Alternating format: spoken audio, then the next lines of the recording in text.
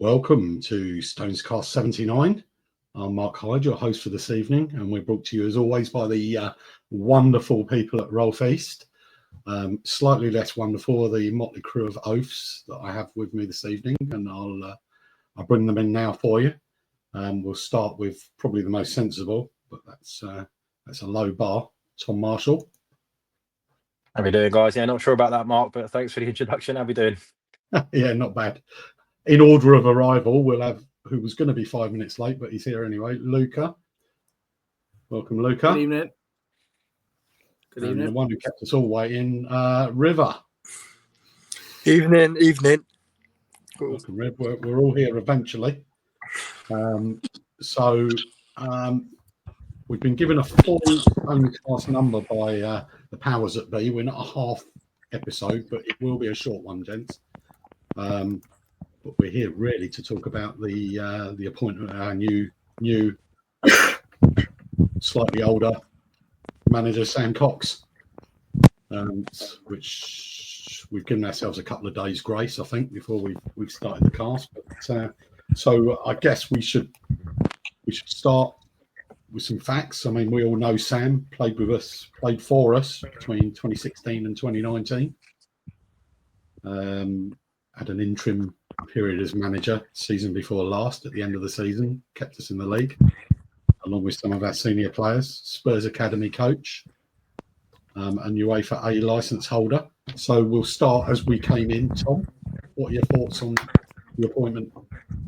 Yeah, I'm quite torn on this one, to be honest. Obviously, we know his history with us as a player. Obviously, came back last season as a coach with David Noble, and then obviously took over for the last sort of 6 or 7 games of the season to keep us up. When he was around here first time around, I always saw him as a bit of a short-term option, a bit of a motivator, rather than sort of a manager that's best suited for a 46-game season. Obviously, the start of last season, he ended up at Oxford City, and it didn't quite work for him there. He ended up being sacked a couple of months into the season with Oxford in the bottom 4. They were firmly in the bottom 4 at the time. So he's not really done anything since then in the proper game. Obviously, there's the Ballers League, but in the proper game, he's not really done anything since then. So he wouldn't have been my first pick, but I understand budget constraints with the club at the minute, whether that be playing budget, but also salaries for managers. I understand we might have had a small pool to choose from. I'm not going to write him off. I hope it. Obviously, I'm going to back him. It worked last time for us. Hopefully, it'll work again. He's obviously well liked by the players as well. So, fingers crossed. We'll see how we get on with him. Absolutely, Luca. Yeah, I mean, Tom pretty much covered a lot of what I was going to say. I'm fairly torn. I've weighed up the pros and the cons. Really, he's played for the club. He knows the club in and out. He knows the fans.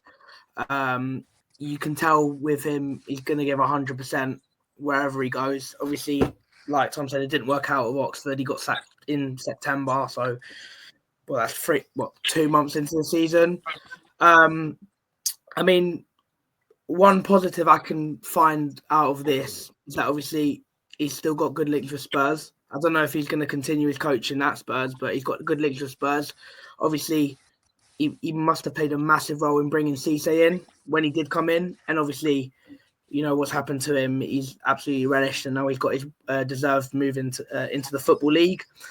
And obviously, the players, have publicly said that he's a very good manager. So hopefully he can bring out the best of the players that he has at the minute. And obviously, hopefully he can add his own players. Obviously, the loan market, we're going to have to be absolutely spot on with it this season, especially given the budget situation we've got. And, like Tom said, he came in for 6, I think it was 5 games last season, and he won 3 of them. So, I'm going to back him. Difference, won 3 of the 5 games. Yeah, exactly. I'm not good. We're not going to write him off. I'm going to back him. But I just hope everything goes well. Yeah. Okay. River, you look like you're either at a rave or you've strapped your laptop to your dog. What's your thoughts on this? Well, I think Coxey's a man with a lot to prove to a lot of people. He didn't get the job at the back end of last season or the season previous to that. And then he got dismissed early by Oxford City. I think this is something of a redemption for him in a way. I think he's capitalized on the fact that we're not in the best of shape at the moment in terms of finances. And maybe he's probably the best we can get at the moment. And yeah, I'm not massively against it. When I first heard the news, I thought, oh God, what's going to happen here? But now coming to being, I'm thinking, do you know what?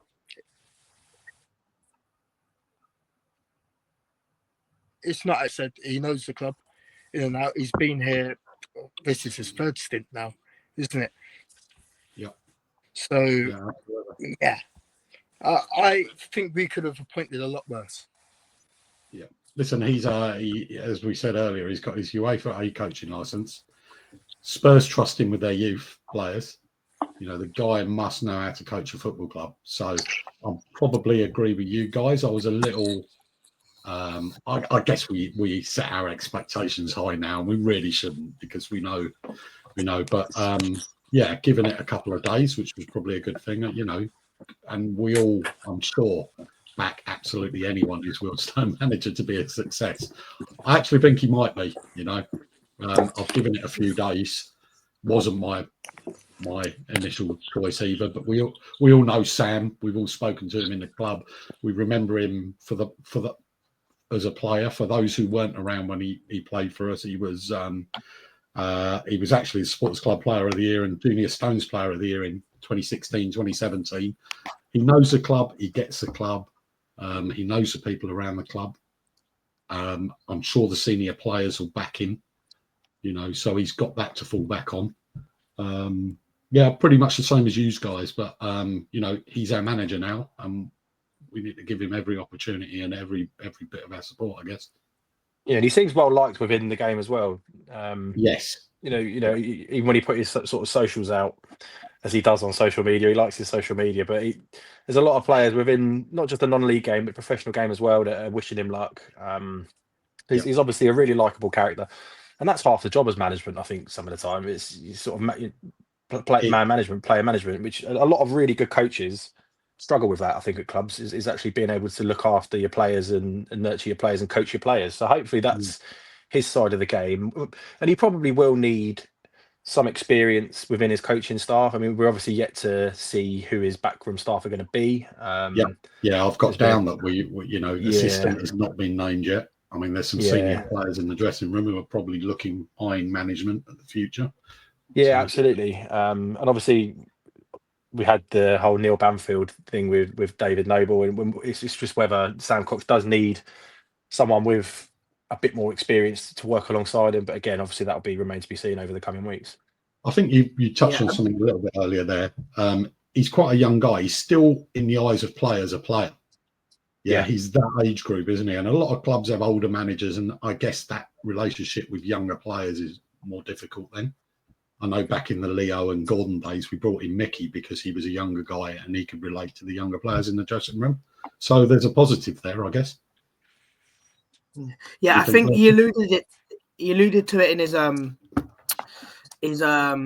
interview. He said obviously that he learned a lot from his spell at Oxford, and I genuinely think obviously he's had that little blip in his coaching career, so to say, that I think that he'll do really well to redeem it. But I think one thing that I think we need to clarify, or he needs to clarify with us, with fans, is how involved he's going to be with his national team. Because obviously with Oxford, during the international break, he'd go with the team with Guyana, so he'd leave the first team. So personally, I would I would think that he needs to be 100% committed to Wealdstone. He can't be buggering off to Montserrat 4 times a season, Montserrat, or any other country in Africa to do their qualifiers. For those who don't know, Sam, he's 26 international appearances for Ghana. In fact, he captained them to their first ever CONCACAF Gold Cup qualification a few years back. So, internationally experienced as well.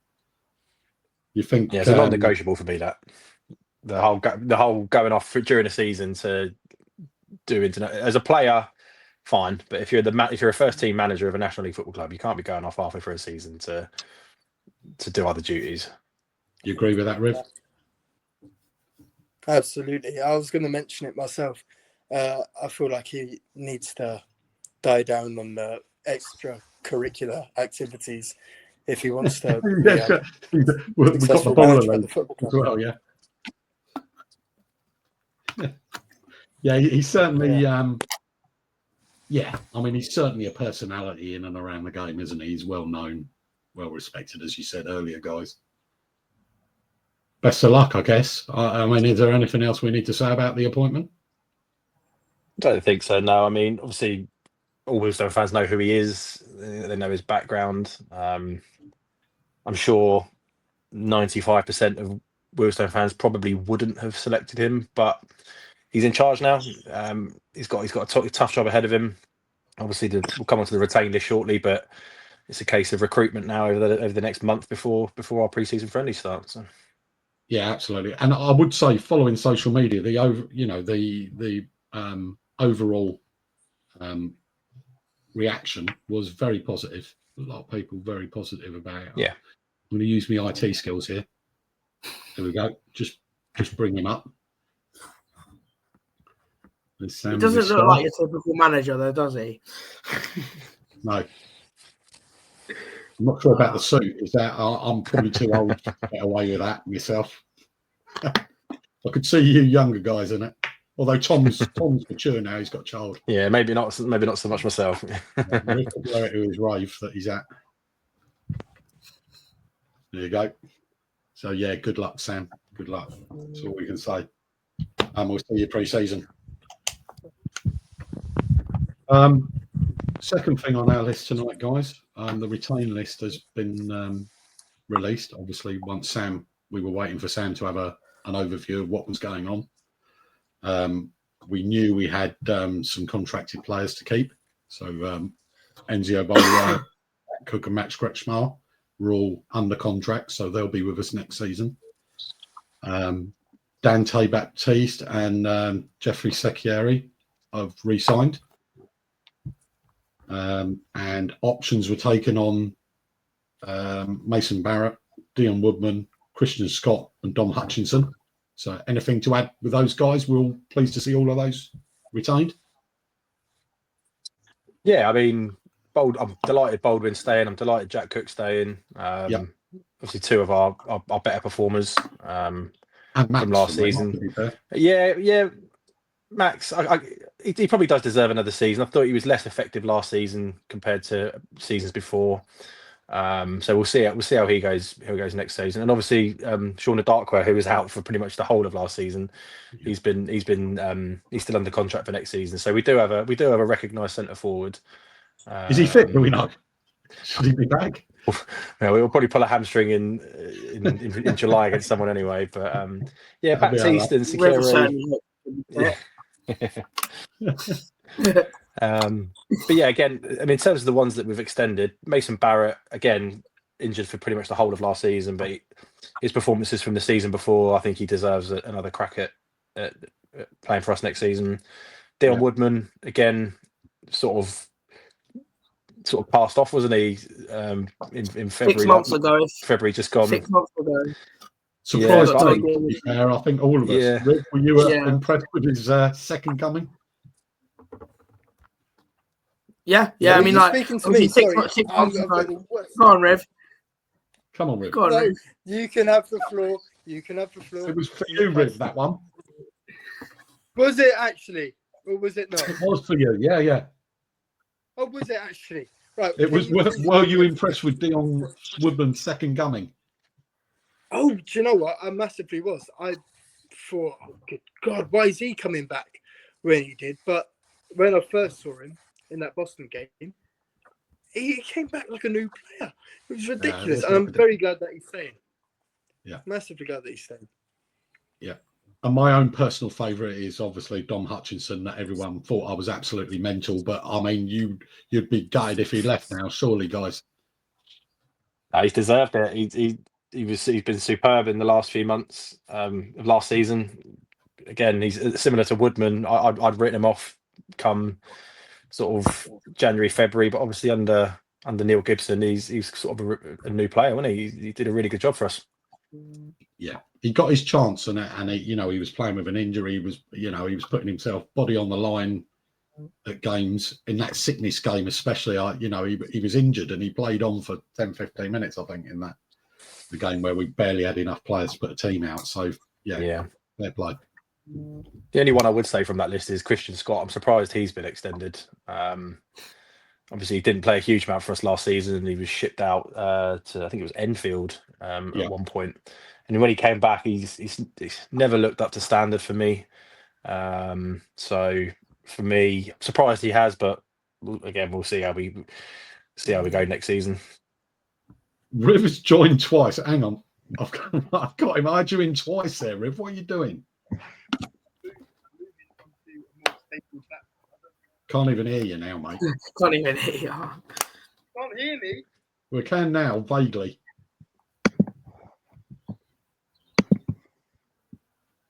This is what happens when you get amateurs involved. This is what happens when you take StonesCast online. Yeah, that's true. Yeah, at least in a room we could have a beer, couldn't we?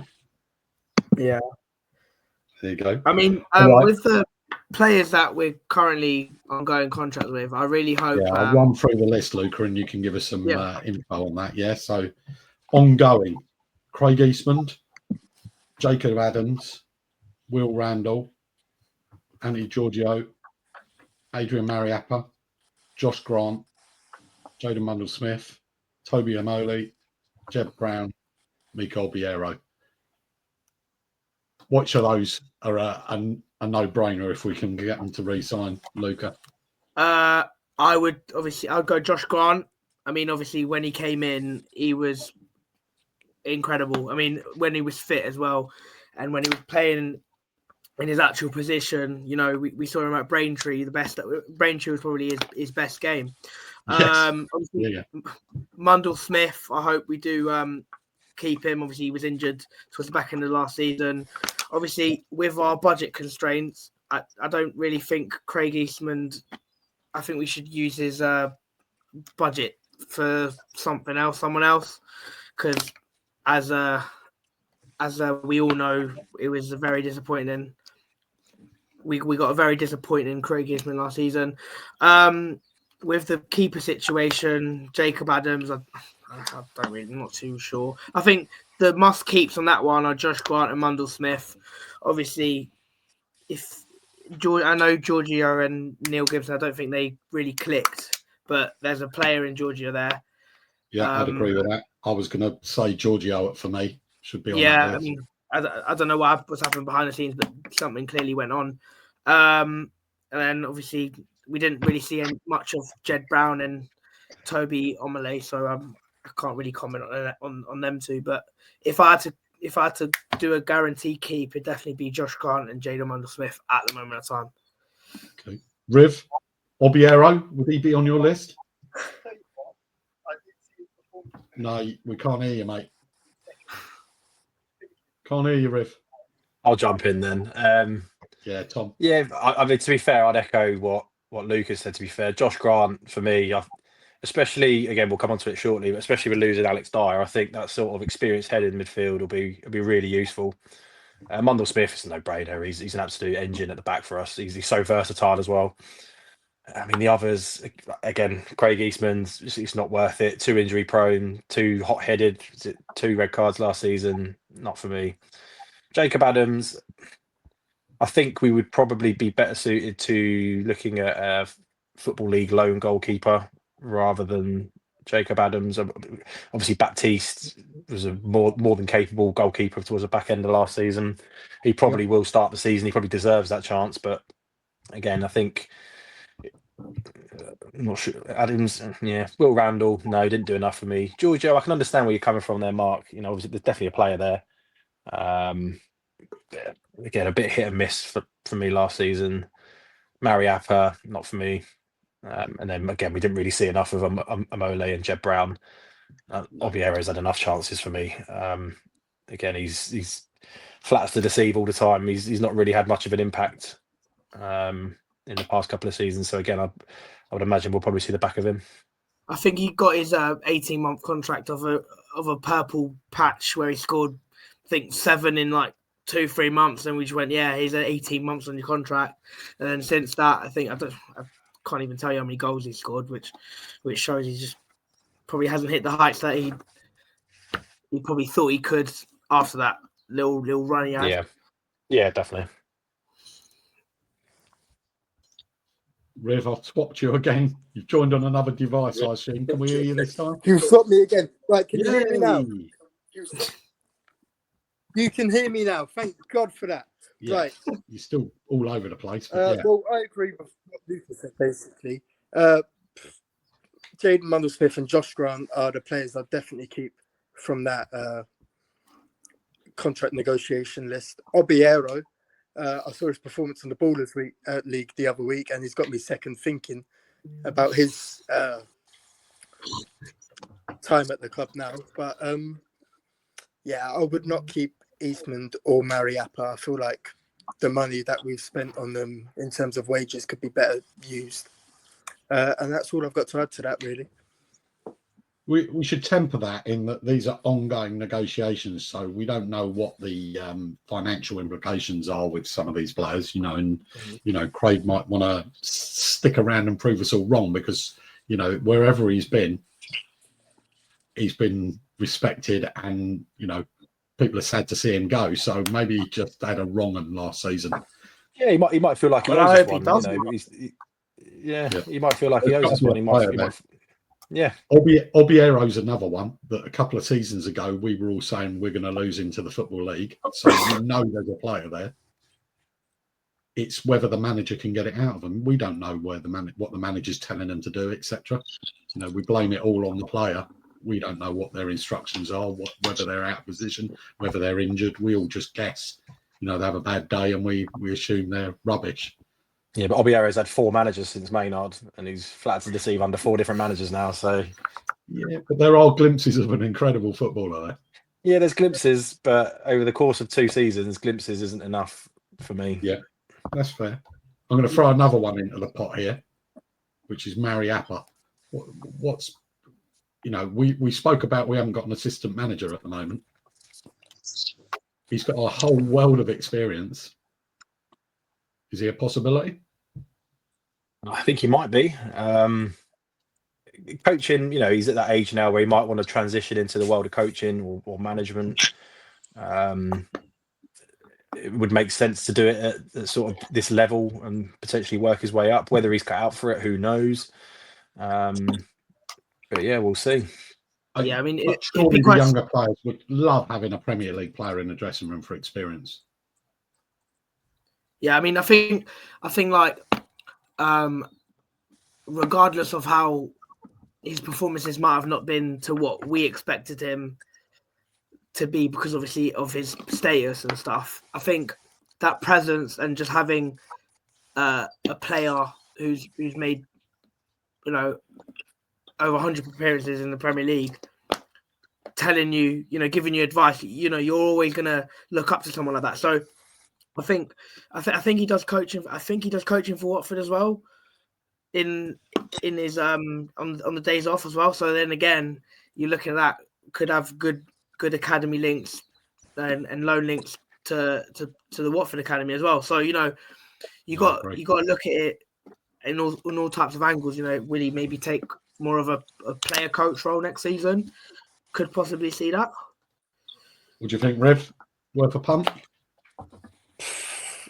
I rather wouldn't, to be honest, and that's only because I prefer someone with a little bit more managerial and coaching experience to him to help Sam Cox ease into the job a little bit better. But it's nothing against Mariappa. As Luca said, he does coaching with Watford as part of his ambassadorial role. So I feel like if he is made assistant, I wouldn't be massively against it, but I feel like there'd be better options out there. Okay. Yeah, I personally, I just think he's got something to give to the club somewhere. And he wasn't a bad player, to be honest with you. So, obviously, if you're listening to this and you disagree with absolutely everything we're saying, get on our socials and let us know. Call us out. So, Archie Matthews released. Was that a surprise to anyone?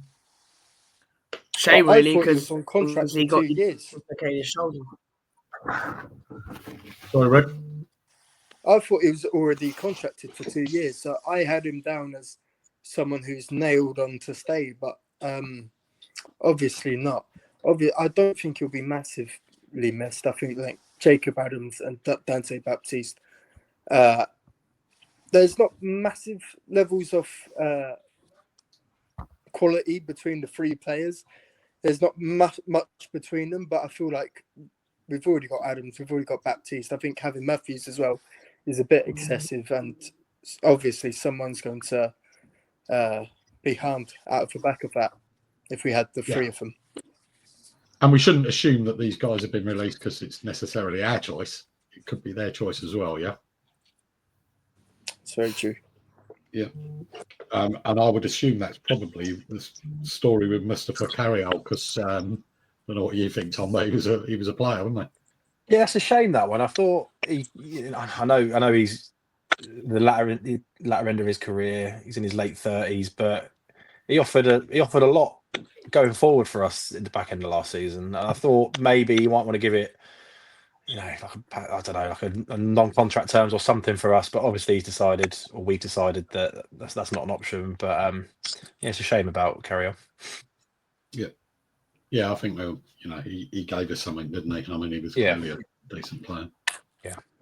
I didn't mention on the list because it was an earlier announcement, but obviously CJ moving on. We all saw that coming at some point, didn't we? What do we think about the fact that it's Salford? Yeah, it's no surprise. It was always going to be a sort of League Two move in my eyes. He deserves it. He's been one of our standout players last season. Obviously, he's raw, he's young, he's got talent, and hopefully he'll go from strength to strength in sort of League Two outfit. So again, we all saw it coming when the news was announced. I wasn't too devastated because it was just a case of when rather than if. But yeah, he goes with our best blessings, and good luck to him. Kind of glad it is Football League Riv rather than a club higher up our table. Oh, no, he's not there. Luca, you can answer that. Oh yeah, I'd Crawley or MK written all over. There you go. Cutting in and out, Yeah. Riv, but is that you saying but- Crawley or MK written all over? Am I really? Oh, for goodness sake, man. Is there any point in me staying here, honestly? Because there's not much I can add to it with my problems at the moment. No, we can hardly hear you or see you. You're just jumping about all over the Oh, place. for goodness sake. Right. I'm gone. See you later. Thanks, mate. Thanks for your I'm input. That's another one for the release. What a shambles! Well, yeah. So I mean, to answer your question, I mean that obviously he did deserve it. I think, like Riv said, it was destined to be a Crawley or a Milton Keynes move. But he's gone to the League Two club, and obviously, I'm happy we were able to get some money off him, because if we did keep him on for, let's say, the whole season, we would have got nothing for him, because I'm pretty sure he's just on till the end of next season. So I said to a couple of my mates, I said, I think we'll cash in on him. And we've taken the offer that we've been given, and I'm happy for him, and he deserves it. He deserves to be playing the Football League. And like Tom said, he's raw. He's got a lot to learn still, but with the right guidance and the right people around him, I'm sure he'll go far. And obviously, Mariappa played for Salford last season, the year before he joined us. So I'm sure Mariappa would have given He would have had a word, wouldn't he? the green light, and he would have a say in whether maybe Salford was the right move for him. And if it is, then I wish him all the best, and hopefully hopefully he has a sell-on clause, so when a championship side signs him in 2-3 seasons, then get good money for it. Yeah. It's another one to add to the list for Wealdstone, isn't it? Another player that sort of dropped out of an academy side, come to us, done well for us, and then made a break back into the Football League. It's it's a sort of just a trend for us, isn't it? It's just a shame that not many of them go on to be sold for £5-10 million from the clubs they leave. No, that's the shame. Yeah, maybe they'd had that, but yeah. I think I'm always slightly contradictory on these, and I undoubtedly Cissé's a great footballer, but for me, he's a luxury when you don't need a luxury. Yeah, I get that. Yeah, he was great, but in that team, in the trenches at the bottom, you need people to stick in, and you don't necessarily lead a great footballer like that. There are other players in that current squad that could have left that would have been missed more than him, in my opinion. Yeah, and that's no disrespect to him because he's absolutely a great absolutely, yeah. Okay. The last one on that list, gents, and this one deserves a little bit of time, is Alex Dyer. Where do we stand on that? Do you think he should have stuck around? We know he's got work commitments. I think he runs his own company, etc. But legend, didn't he? Was it 299 appearances over 8 years with us? I mean, what else can you say? He's been a great servant to the club. I remember his first few sort of weeks with the club back in 2010, 2011. I remember it quite well. And he joined us under Gordon in 2010. Yeah, in the he didn't get off to the best of starts. I remember that quite well. I think he scored an own goal in an FA Trophy or an FA Cup game against someone. I can't remember who that was against, but I mean, fair play to him. He's got and formed a brilliant career in football, and he's obviously gone off to Scandinavia and played with some big names, played against some big names like Alexander Isak, and obviously he's come back to us. And whether it's a case of him retiring from football or if he's going to find another club in the National League South or anything like that. Yeah, Luca, what do you think? Would he have been? We could do with him around the club. I'm not sure we'll see him because he's got a lot of friends at the club, including the board of directors. So I'm sure we'll see him, won't we? Yeah, Luca, I think Tom said it. I think Tom said it on like a group chat, and I think it's annoying leaving the club on 299 appearances. Yes, because you're one off that 300. Yeah, I mean, obviously, I feel like when he's in and around the squad, we are better. He's going to be a massive loss. Obviously, you can't throw the word legend around too lightly, but obviously for Wealdstone Football Club, he is a legend, and like you said, Mark, we will see him around, and he probably will be around the club still. Come around and watch the games. Obviously, if he isn't retiring, then I wouldn't know where we would go. But I would have liked, even if he retired, just to have maybe a coaching role, because like I said, the younger players do look up to him. Yeah. It would have been good. He always said he had no sad interest to see him go, and Yeah, I certainly would have retained him. I think he would have helped Cox as well. I think they probably get on quite well. We don't know the circumstances. We don't know if it's a case of us not deciding to retain him or him just deciding to go elsewhere. We don't know, but it's a shame for me. But again, it is what it is.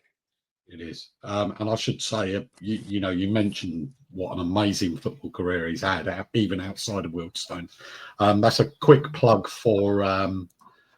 I guess there was a StonesCast special in the middle of February between cast 70 and 71. I don't know why we don't number these specials, but if you find it on Spotify or on YouTube, Hillsy did a 1-to-1 with Alex, and if you've not listened to it, it's 50 minutes of your time well spent, because it's definitely his story is amazing. It is, yeah. He's played against and the managers he's had, and really, really worth a listen. Mark, Mark. Yeah, I'm listening. Riv just wants to say something about Alex. Well, he needs to join then, doesn't he? Where's he Go gone? on, what? Oh, I'm back. Somehow. No, he's back on my phone, so you can hear him Oh, through the God, microphone. this is real technical stuff, but it's gone. Go on. Go on. I don't know what the topic of conversation. Oh, Alex Dyer. Go on. Alex Dyer. Yeah, I'm massively gutted that he's leaving. I think he's just such a massive servant to this football club, and he's going to be a big miss in the changing room. He's going to be a big miss around the clubhouse. I'm devastated that he's going, to be honest.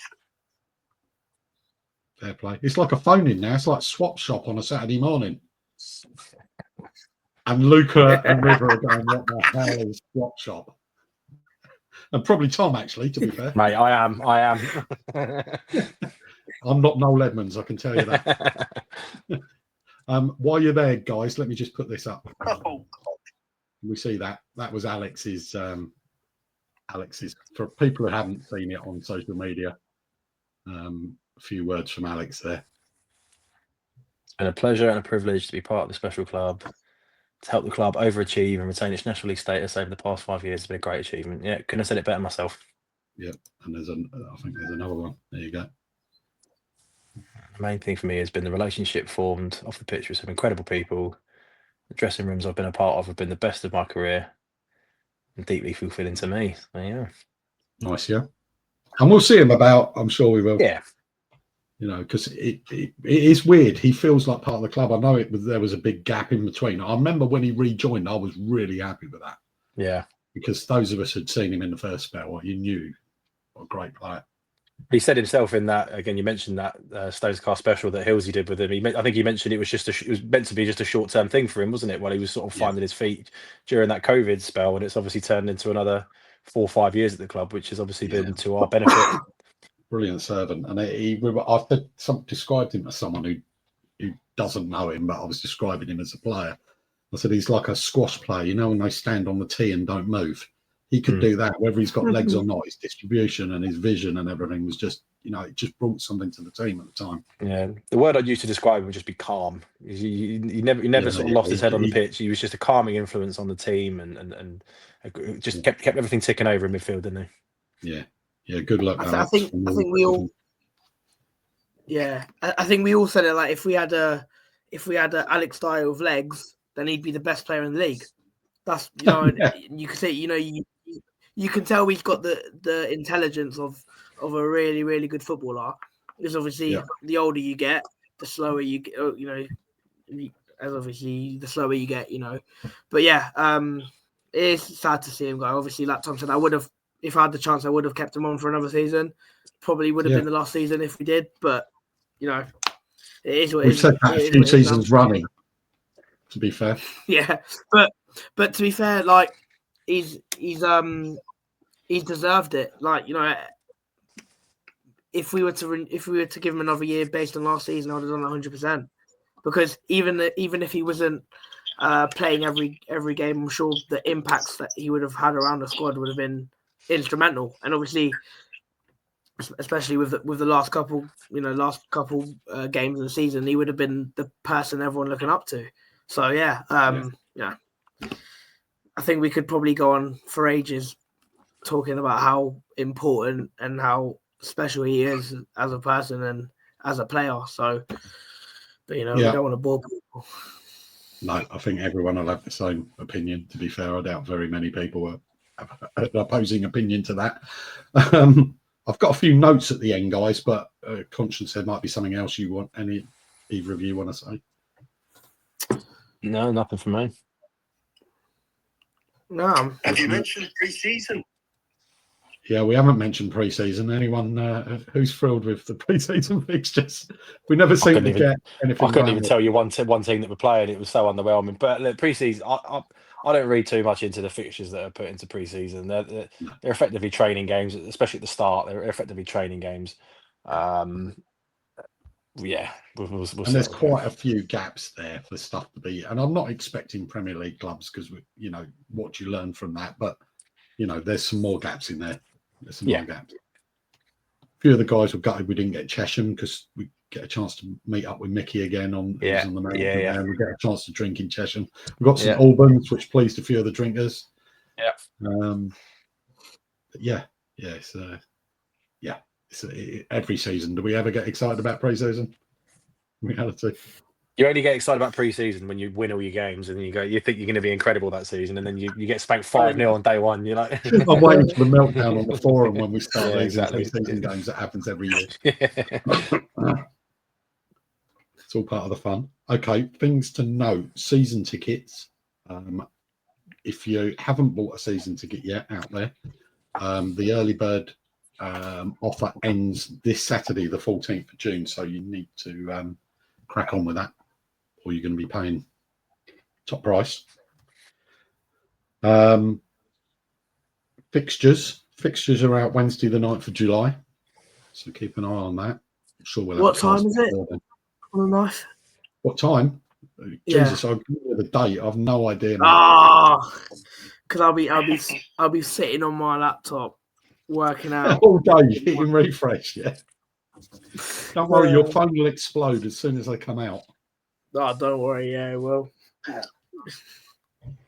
And the first game of the season is Saturday, the 9th of August. So, now we know who's in our league. I don't think that was finalised the last cast, so we've got a few to look forward to, haven't we? 2 months away. Yeah. Yeah, 2 months. Yeah. Can't wait. Yeah. I think So that was that. In fact, the first friendly is pretty soon, isn't it? Not that far. Yeah, away. that's just 4 weeks away, I think. So yeah. Yeah. Got to get a few players in before then. Yeah. And coaching staff. Coaching staff. What's who's Cox's assistant manager in the Baller League? Is that Angry Ginge? Angry Ginge, yeah. No thanks. Maybe he's incoming. That'd do wonders for our social media presence, wouldn't it? Having someone like that on board. Yeah, no He's best thank mates with Hitler, isn't he? I'd stay away, stay clear. We'll get Luke Littler in our darts team anyway. At least we'll win something. We've got me already. Did you hear that? Yeah, we've got Rev. I think I beat you, didn't I, Rev? Or didn't you turn up by the time we were playing that? No, competition? never. I don't think you played me. You were too scared. There we go. Okay, gents, that's all I think. I think that's all we've got for this evening. It was only a quick one, and we are almost bang on 45 minutes, which will please our hosting fees. So, Tom, thanks for joining. Pleasure. Luca, thanks for joining. Riv, the ghostly voice in the background there, thanks for joining. Thank you. Thanks again to Rollface for their sponsorship. It's much appreciated. And I'm sure there'll be another cast once there's something to talk about. So thanks, gents. Cheers, fellas. Thank you. Up the Stones. Up Stones. Up the Stones.